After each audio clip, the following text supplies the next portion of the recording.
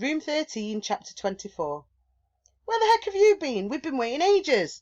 Fliss had emerged, blinking against the sudden glare on a narrow street at the back of the building. Gemma, Grant and Gary, keen to move on to the next thing, gazed reproachfully at her. Sorry, I got lost. Lost? Sneered Gemma. How could you get lost in a tunnel, for goodness sake? You walked through and that's it. And you were miles in front of us, put in Grant. We expected to find you waiting here when we got out. Gary grinned. You shot off up that tunnel in a heck of a hurry, Fliss, for someone who's not chicken, I mean. Chicken's got nothing to do with it. It had that moving floor. It was like a dream I had, a nightmare. My feet taking me where I didn't want to go. And then there was this hole in the wall, and I went through, and I was behind the tunnel. It was pitch black, and I kept bumping into stuff. Rubbish in that. I thought I'd never find my way out. You're a nut, said Grant. I never saw any hole, and if I had, I wouldn't have gone through. Anyway, where are we going next? Amusements? Gary shook his head. Not me. I don't like fruit machines. You lose all your money. I'm off to the shops. Me too, said Fliss. She needed to talk to Gary away from the other two. Well, I'm going with Grant, said Gemma. I won £2 for 10p on a machine last year at Blackpool. When Grant and Gemma had gone, Fliss said, I've got something to tell you, Gary. What? They were back on the seafront, heading for the gift shops. Gary was walking fast. Slow down a bit and I'll tell you. It's not the flipping Olympics, you know. Gary stopped. Go on then, what? She told him about Sal Haggalife and what the old woman had said. When she told him about the promise she'd made, she said, Will you help me, Gary? I don't think I'd attempt it by myself. Gary pulled a face. I guess so. I mean, we've been together all the way along, haven't we? Trot and Lisa too. I just don't know what it is we're supposed to do, Fliss. She said we'd be told. Yeah, but she's balmy, isn't she? If I hadn't seen all that weird stuff with my own eyes, I wouldn't believe a word she said. But you have seen it. Old Sal might be mad, Gary, but she knows all about the crow's nest. Well, we'll just have to wait and see if we're told, won't we? If we're not, I don't see how we can do anything except keep Ellie Mae from going in that cupboard. They shopped. Fliss brought a brown photo mounted on a block for her parents. It was by somebody called Sutcliffe, who lived a long time ago and was a famous photographer. It showed two children playing with a toy boat. She'd seen one like it, but bigger, on the wall at the crow's nest. Gary found a leather key fob with the Abbey and the word Whitby embossed on it for his dad, and a little vase encrusted with seashells for his mum. By the time they'd decided on these purchases, it was 2:30. They were due to meet the teachers back at the bandstand at 3, so they made their way in that direction and spent the last 20 minutes in the Lifeboat Museum. Some of the others were there too, and they compared presents and donated their last few pennies to the lifeboats.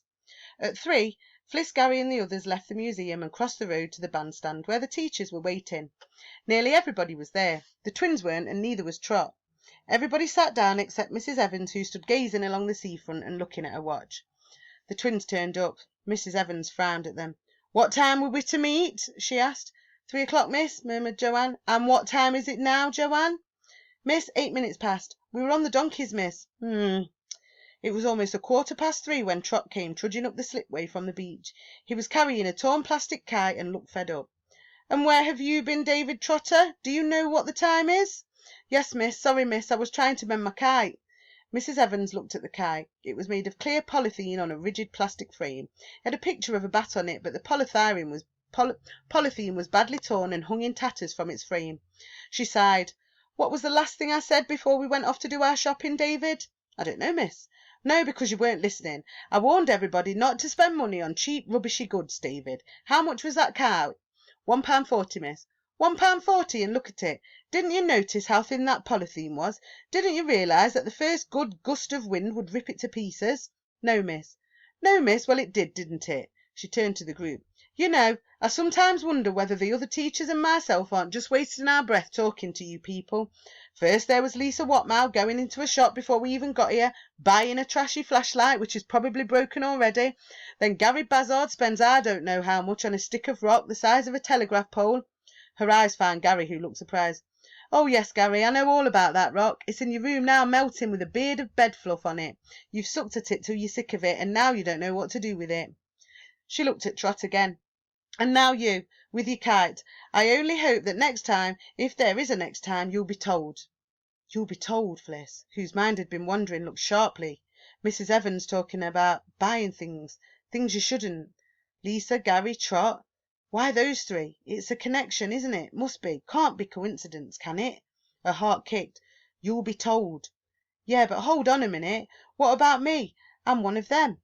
I started it. In fact, I haven't been in trouble for buying anything. I've been late for breakfast, but that's different. Nobody's said to me, you shouldn't have brought that. It's rubbish. Nobody's. The pebble. The big pebble.